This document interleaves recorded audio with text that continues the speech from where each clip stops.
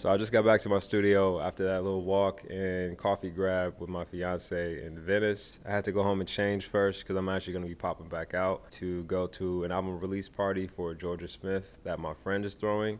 We love Venice, man. We love popping out and being able to just go on little nice walks throughout the day. Being outside really makes it easy for me to come back and be inside and be locked in my studio.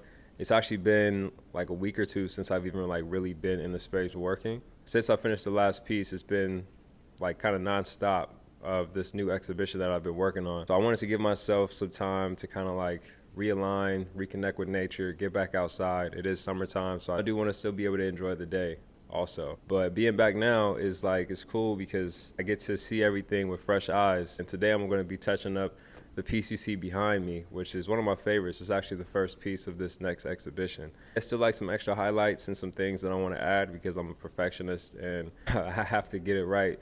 So I got to change out of these clothes and get it going.